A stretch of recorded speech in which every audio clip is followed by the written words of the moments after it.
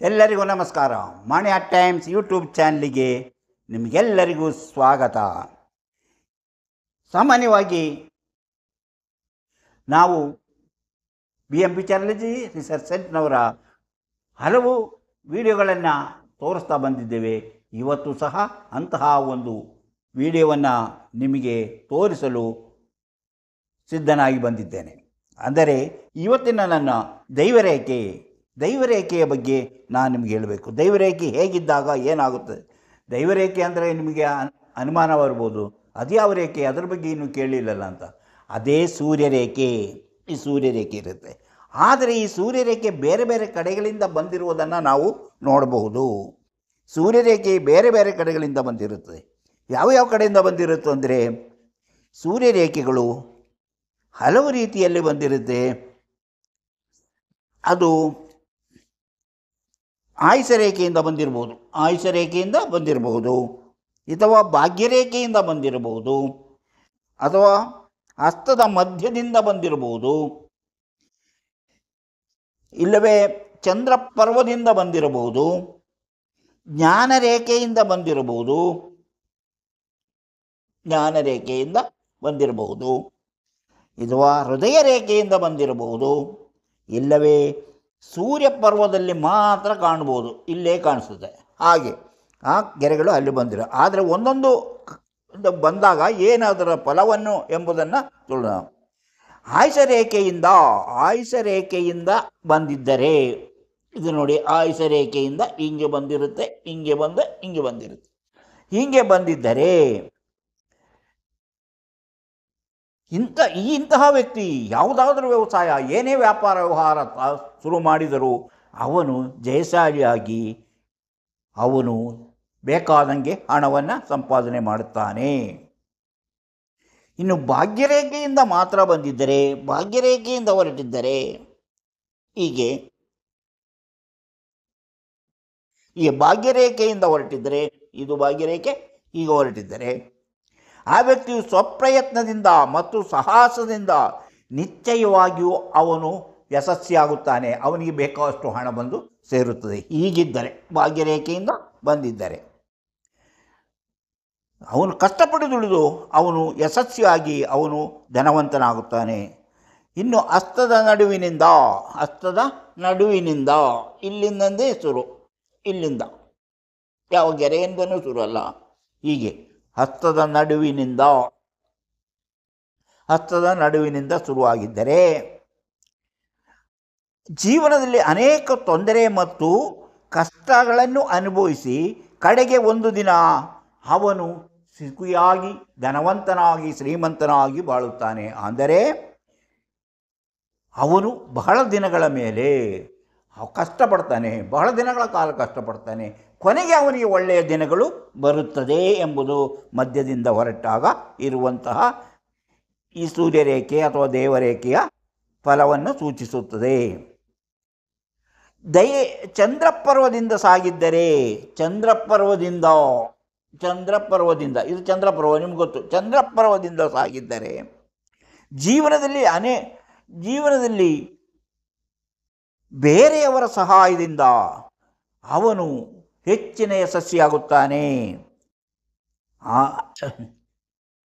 ಆದರೆ ಅದು ಶಾಶ್ವತವಾಗಿರುವುದಿಲ್ಲ. ಅವನು ಬೇಕಾದಂಗೆ ಹಣ ಸಂಪಾದನೆ ಮಾಡ್ತಾನೆ, ಆದರೆ ಬರುತ್ತಾ ಎಲ್ಲವನ್ನು ಕಳೆದುಕೊಳ್ಳುತ್ತಾನೆ. ಧನ ಅಥವಾ ಸ್ಥಿರವಾದ ಅಧಿಕಾರ ಸಿಗುತ್ತದೆಂದು ಹೇಳಲಾಗದು. ಇಂಥ ವ್ಯಕ್ತಿಗಳಿಗೆ ಸ್ಥಿರವಾದ ಆದಾಯ ಸಿಗುತ್ತದೆಂದು ಹೇಳಲಾಗದು. ಸಮಾಜದಲ್ಲಿ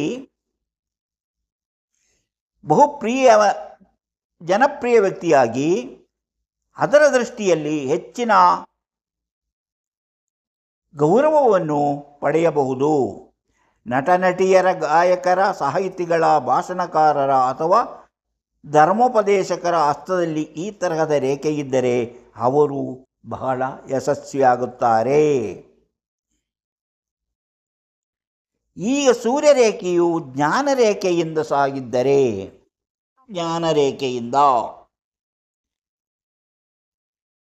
ನಿಮಗೆ ಗೊತ್ತು, ಇದು ಜ್ಞಾನರೇಖೆ.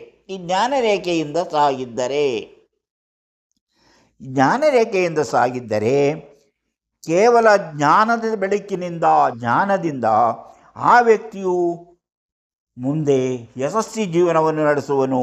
ಆದರೆ ಅವನ ಜೀವನದ ಅರ್ಧ ವಯಸ್ಸು ಕಳೆದ ಬಳಿಕ ನಿಜವಾದ ಯಶಸ್ಸು ಸಿಗುತ್ತದೆ.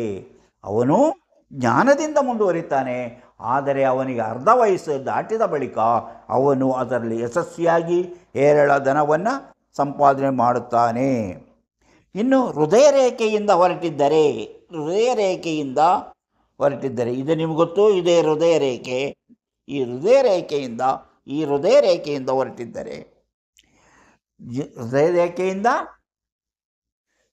ಹೊರಟಿದ್ದರೆ ಅವರು ಒಬ್ಬ ಆಪ್ತೇಷ್ಟರ ಸಹಾಯದಿಂದ ಯಶಸ್ವಿಯಾಗುತ್ತಾನೆ, ಜೀವನದಲ್ಲಿ ಮುಂದುವರಿಯುತ್ತಾನೆ, ಅಭಿವೃದ್ಧಿಯಾಗುತ್ತದೆ. ಆ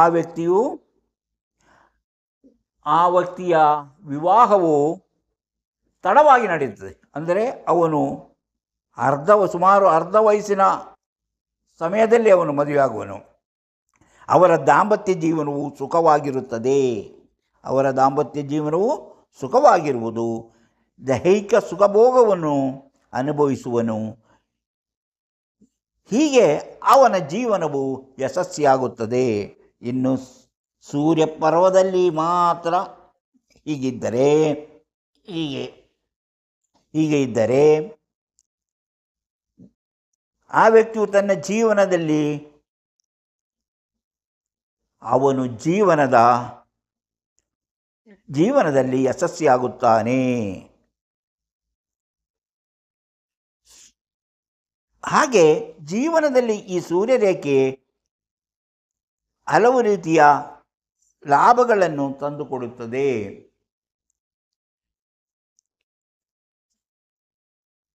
ಈ ಪರ್ವದ ಮೇಲೆ ಹಲವು ರೇಖೆಗಳಿದ್ದರೆ, ಇಲ್ಲಿ ಹಲವು ರೇಖೆಗಳಿದ್ದರೆ ಲಲಿತ ಕಲೆಯ ವಿಷಯದಲ್ಲಿ ಮತ್ತು ಆಸಕ್ತಿಯನ್ನು ತೋರುವುದು. ಆದರೆ ಆ ವ್ಯಕ್ತಿಯು ಅನೇಕ ಕಾರ್ಯಕಲಾಪಗಳನ್ನು ಕೈಗೊಳ್ಳುವ ಪ್ರವೃತ್ತಿಯುಳ್ಳವನಾಗಿರುವುದರಿಂದ ಅವನಿಗೆ ನಿಜವಾದ ಯಶಸ್ಸು ಸಿಗಲಾರದು.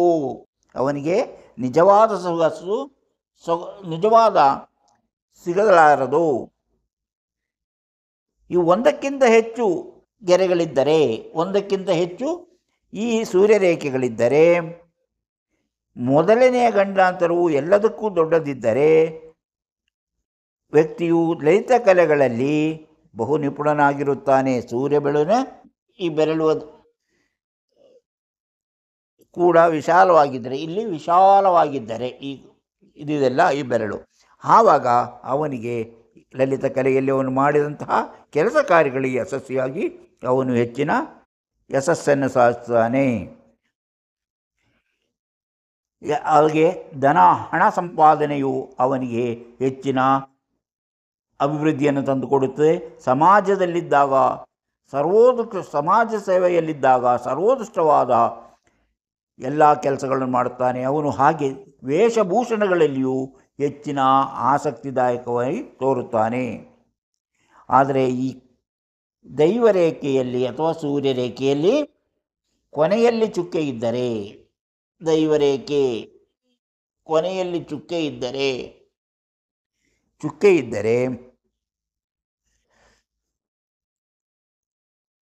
ಅಥವಾ ಕಾಟು ಇದ್ದರೆ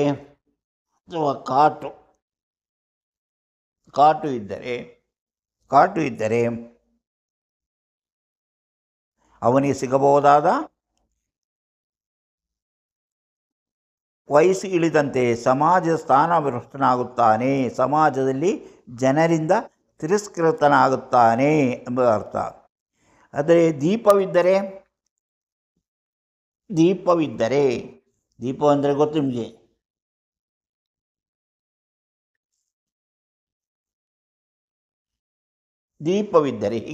ದೀಪವಿದ್ದರೆ ಅವನು ಒಳ್ಳೆಯ ವಯಸ್ಸು ಯೌವನ ಕಾಲದಲ್ಲಿ ಆ ಕಾಲಕ್ಕೆ ವ್ಯಕ್ತಿ ಸಿಗಬಹುದಾದ ಯಶಸ್ಸು ಸಿಗಲಾರದೆಂದು ತಿಳಿಯಬೇಕು. ಅವನಿಗೆ ಯೌವನದಲ್ಲಿ ಏನು ಸಿಗಬೇಕೋ ಅದನ್ನೆಲ್ಲವೂ ಸಿಗಲು ಕಷ್ಟವಾಗುತ್ತದೆ. ಅವನಿಗೆ ಯಶಸ್ಸು ಸಿಗಲಾರದು. ಹೆಬ್ಬೆಟ್ಟಿನಿಂದ ಒಂದು ಅಥವಾ ಅನೇಕ ರೇಖೆಗಳು ಬಂದು ದೈವರೇಖೆಗೆ ಅಂಟಿದಂತಿದ್ದರೆ, ಇಲ್ಲಿಂದ ಬಂದಂತಹ ರೇಖೆಗಳು ಈ ರೇಖೆಗೆ ಅಂಟಿದಂತಿದ್ದರೆ, ಹೀಗೆ ರೇಖೆಗಳು ಅಂಟಿದಂತಿದ್ದರೆ ಅದನ್ನು ದಾಟಿ ಸಾಗಿದ್ದರೆ ಅಥವಾ ಅದನ್ನು ದಾಟಿ ಮುಂದೆ ಸಾಗಿದ್ದರೆ, ಹೀಗೆ ಮುಂದೆ ಸಾಗಿದ್ದರೆ ಅವರು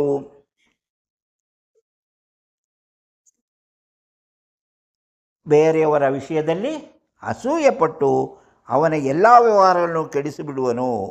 ಈ ವ್ಯಕ್ತಿಯು ಗಂಡಸಿದ್ದರೆ ಹೆಂಗಸರೇ ಇವನಲ್ಲಿ ಅಸೂಯೆಯನ್ನು ತೋರುವನು. ಹೆಂಗಸಾಗಿದ್ದರೆ ಹೆಂಗಸರೇ ಇವನಿಗೆ ತೊಂದರೆ ಮಾಡುತ್ತಾರೆ. ಶುಕ್ರಪರ್ವದಿಂದ ಬಂದ ರೇಖೆಯು ದೈವರೇಖೆ ಅಂಟಿದ್ದರೆ, ಇಲ್ಲಿಂದ ಬಂದ ರೇಖೆ ದೈವರೇಖೆಗೆ ಅಂಟಿದ್ದರೆ ಈ ವ್ಯಕ್ತಿಯು ಗಂಡಸಾಗಿದ್ದರೆ ಹೆಂಗಸು ಇವನಲ್ಲಿ ಅಸೂಯೆ ತೋರಿ ಇವನ ಕಾರ್ಯಗಳನ್ನು ಕೆಡಿಸಿಬಿಡುವಳು. ಇದು ಹೀಗೆ ದೈವರೇಖೆಯ ಮೇಲೆ ನಕ್ಷತ್ರವಿದ್ದರೆ, ಇದರ ಮೇಲೆ ನಕ್ಷತ್ರವಿದ್ದರೆ, ನಕ್ಷತ್ರ ಚಿಹ್ನೆ ಇದ್ದರೆ ಉತ್ಕೃಷ್ಟವಾದ ಫಲ, ಸರ್ವೋಮ ಫಲ, ಎಲ್ಲ ರೀತಿಯಲ್ಲೂ ಅಭಿವೃದ್ಧಿ ಕಾಣುತ್ತೆ. ಚೌಕ ಇದ್ದರೆ ಅಹಿತಕರ ಒದಗುವ ಸಂಕಟಗಳು ದೂರವಾಗುವು. ಚೌಕ ಇದ್ದರೆ, ಈಗ ನೋಡು,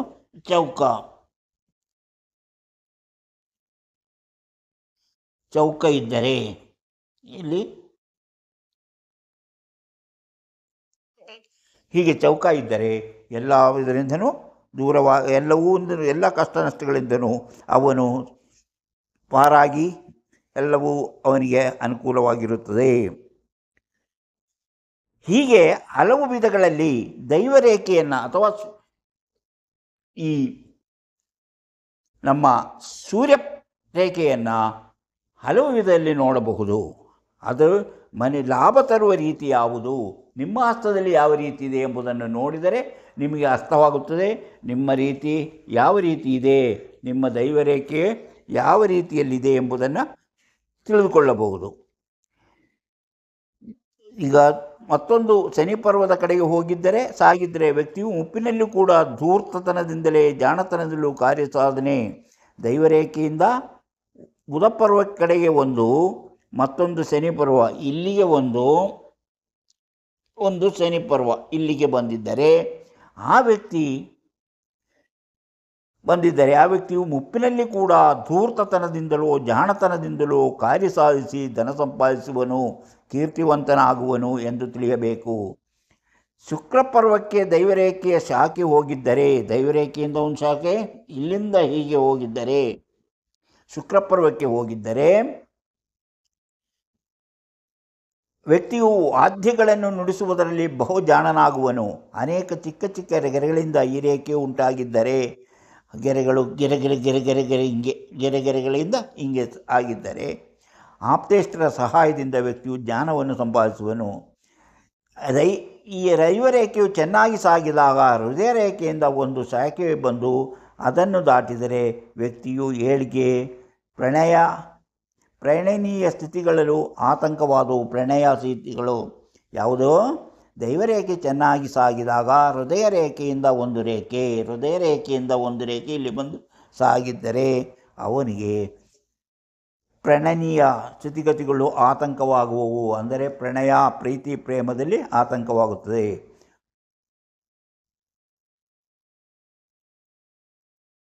ಯಾವುದೇ ಒಂದು ರೇಖೆ ಅಡ್ಡ ಬಂದು ತಡೆದಿದ್ದರೆ ಆ ವ್ಯಕ್ತಿ ಯಾವುದೇ ಕೆಲಸ ಕಾರ್ಯ ಮಾಡಿದರೂ ಯಶಸ್ವಿ ಆಗುವುದಿಲ್ಲ.